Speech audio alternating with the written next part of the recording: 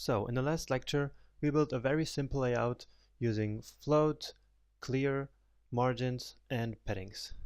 Now it's time to polish our blog post website a little bit. So let's go do that.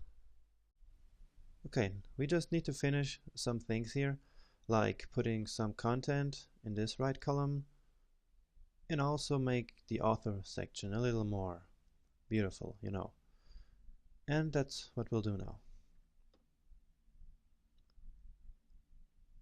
So I'll put some content here in this box, and to do so I go back to the HTML file and to the other posts, which is empty for now. So let's say we want 3 other blog posts here. So I create simply 3 new divs and call them maybe just other,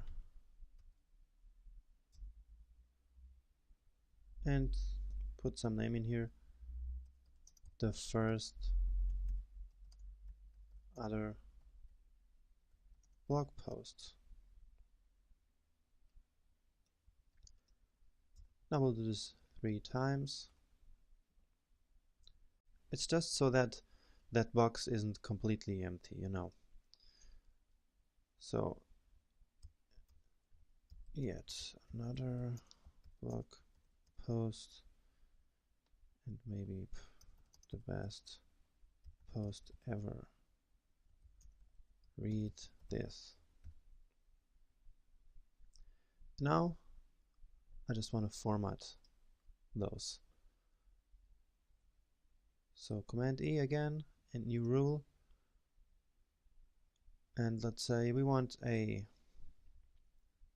margin bottom of 40 pixels, which means a distance between those boxes of 40 pixels. So this is what it looks like. It's not beautiful, but it's there. And the cool thing is we know how to put it there. So let's just close this again, and let's talk about the author box down here.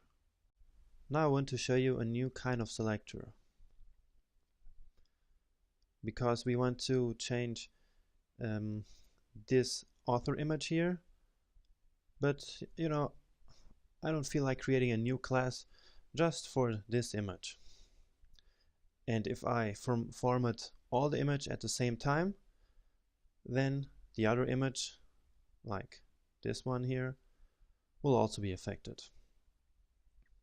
So there's a way to actually just select this image without giving it a class name.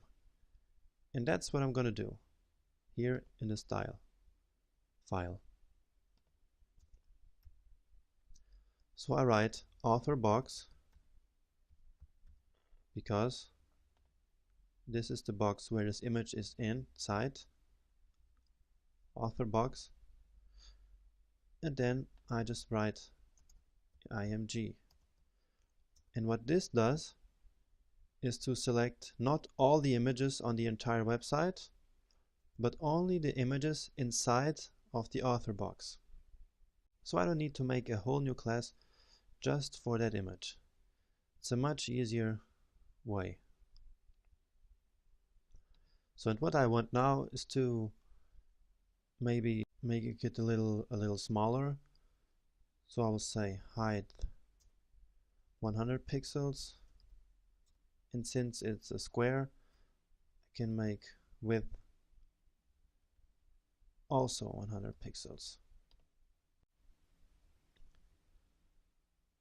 Here it is. Now let's make it round. You probably have seen those round images all over the internet, and I will just show you how to do that. And it's really easy. We just have to specify the border radius. Border radius. And if we say we want this to be 50%, then this is what happens. The image is just a circle. Now, another thing that we should probably do is to put this text here right beside this image. So, you know, this doesn't look so good. And to do that, we will again use the float property. So we say these two elements should float left, which will make this element appear first, right where it is now, and then this element should go right here. So let's just do that. Say float left for this image, and also for the author text, which is this class right here. So float also left. Alright, here we go. Now, using some margin, we can actually put it where we want. So just specify some top margin until it is here in the middle where we want it. We just have to try what works here. Margin top, I have no idea, maybe 15 pixels. And then just a margin to the left side, so that there's a little space between the image and the text. Margin left, let's say 10 pixels.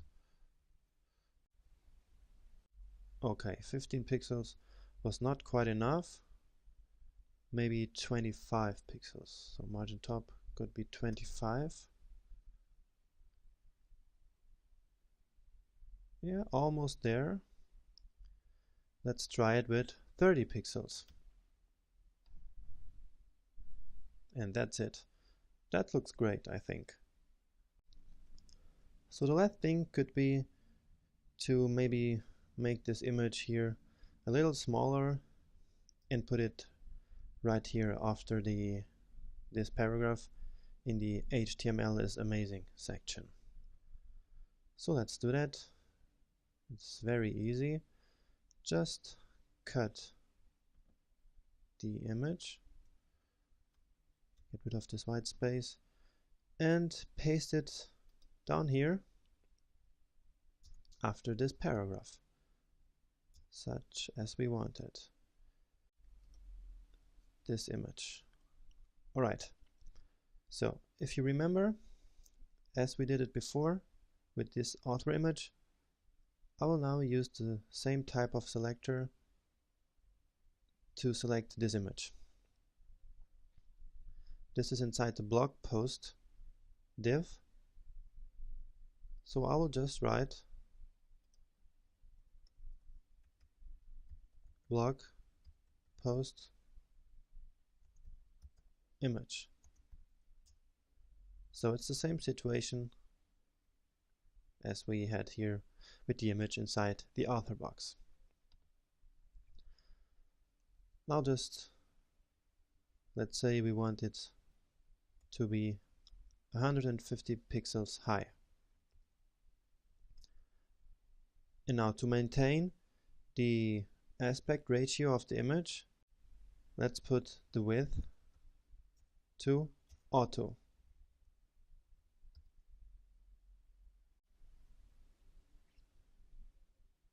Okay, very well. Alright, this web page maybe does not look perfect now, but wow, you've learned such a lot in all the lectures of this section, and that's what actually matters. We used margins and paddings, we defined width and used float and clear, and created a nice gray border, and even learned a new useful selector. So that's a lot of new stuff. And there's actually only one more thing I want to show you in this CSS section, which is element positioning.